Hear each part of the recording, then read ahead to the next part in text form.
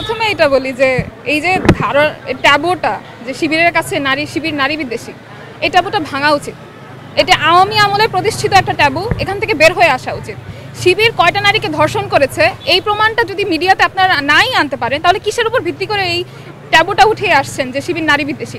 আমরা আজ পর্যন্ত এমন কোনো ক্যাম্পাস ভিত্তিক তো নাই, বাইরেও খুব কম নজির পেয়েছি যেখানে শিবির নারী বিদ্বেষী তাদের কার্যকর্ম করেছে।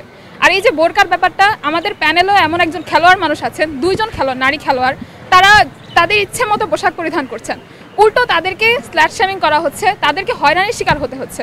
তো এখানে শিবিরের কোনো রকম ভূমিকা ছিল না, তাদেরকে হেনস্থা করার জায়গা ছিল না।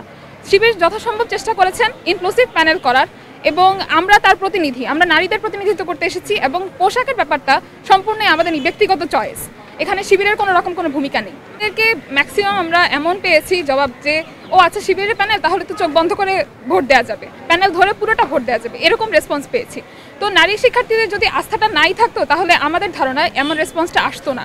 সো অবভিয়াসলি ওই জায়গাটা আছে বলেই এমন রেসপন্স পেয়েছি। মনোনয়ন তোলার পর থেকে এই প্রশ্নের সম্মুখীন আমরা 6 জনই হয়ে আসছি।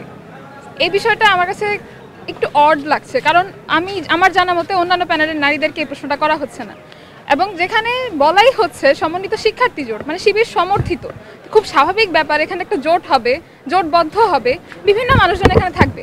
প্যানেলে 6 জন নারী প্রতিনিধি থাকা লাগবে, শিবিরের এটা প্রয়োজন ছিলই 6 জন নারী। এবং আমরা যেখানে বলাই হচ্ছে সমন্বিত শিক্ষার্থী জোট, অর্থাৎ জোটবদ্ধ হয়েছে, এটা খুব স্বাভাবিক ব্যাপার, মেয়েরা আসবে এখানে, মেয়েদেরকেও তো প্রতিনিধিত্ব করতে হবে। আমি জানি না এটা কেন এত অড হচ্ছে বা অকওয়ার্ড হচ্ছে, অন্যান্য প্যানেলের নারীদেরকে প্রশ্ন করা হচ্ছে না, কিন্তু আমাদেরকে করা হচ্ছে। যাই হোক, আর যদি আমরা আমাদের জায়গা থেকে বলি কেন হয়েছি, সেক্ষেত্রে বলবো আমরা গণ অভ্যুত্থান পরবর্তীতে শিবির ক্যাম্পাস ভিত্তিক অনেকগুলো কাজ করেছে, এবং আমি পার্সোনালি শিবিরের এর আগের 2টা প্রজেক্টে তাদের ভলান্টিয়ার ছিলাম, তাদের সাথে আমি কোঅপারেট করেছি, তাদের সাথে কাজ করেছি। তাদের যে একাডেমিক এক্সিলেন্সি, তাদের যে কাজ করার দক্ষতা, সেটা খুব সামনে থেকে দেখার সুযোগ হয়েছে। তাহলে শিবির কেন নয়, এটা আমার কাছে মনে হয়েছে যে শিবিরের সাথে যদি কাজটা করি, তাদের যে দক্ষতার জায়গাটা বা সাংগঠনিক যেই সুশৃঙ্খলভাবে তারা সংগঠন মেনটেন করেন, বা তাদের যে অ্যালগোরিদম তারা মেনটেন করেন, কাজ করেন, তাদের ওই দক্ষতা দেখে আমার মনে হয়েছে যে এটা আমার জন্য একটা শেখার জায়গা হবে। তো পার্সোনালি ওই জায়গা থেকে শিবিরের সাথে জোটবদ্ধ হওয়া। আমরা 50-50, নারী 50%, পুরুষ 50%, সো ওই হিসেবে ব্যালেন্সটা হয়ে আসছে। সম্মানের জায়গা থেকে এখানে কিছু সংখ্যক বাদে নারীদেরকে খুব বেশি হেনস্থার শিকার হতে হয় না। তো আলটিমেটলি আমার মনে হয় যে সম্মানের জায়গাটা একই থাকতো। ট্যাবুটা যে শিবিরের কাছে শিবির নারী বিদ্বেষী, এই ট্যাবুটা ভাঙা উচিত। এটা আওয়ামী আমলে প্রতিষ্ঠিত একটা ট্যাবু, এখান থেকে বের হয়ে আসা উচিত।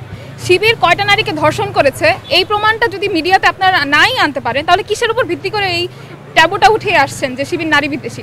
আমরা আজ পর্যন্ত এমন কোনো ক্যাম্পাস ভিত্তিক তো নাই, বাইরেও খুব কম নজির ইনক্লুসিভ প্যানেল করার, এবং আমরা তার প্রতিনিধি, আমরা নারীদের প্রতিনিধিত্ব করতে এসেছি, এবং পোশাকের ব্যাপারটা সম্পূর্ণই আমাদের ব্যক্তিগত চয়েস, এখানে শিবিরের কোনো রকম কোনো ভূমিকা নেই। নারী শিক্ষার্থীরা কতটা নিরাপদ? নারী শিক্ষার্থীদের ক্ষেত্রে আমরা তো হলে হলে মুভ করছি নির্বাচন উপলক্ষে প্রচারণার কাজে। মেয়েদেরকে ম্যাক্সিমাম আমরা এমন পেয়েছি জবাব যে ও আচ্ছা শিবিরের প্যানেল, তাহলে তো চোখ বন্ধ করে ভোট দেওয়া যাবে, প্যানেল ধরে পুরোটা ভোট দেওয়া যাবে, এরকম রেসপন্স পেয়েছি। তো নারী শিক্ষার্থীদের যদি আস্থাটা নাই থাকতো তাহলে আমাদের ধারণায় এমন রেসপন্সটা আসতো না।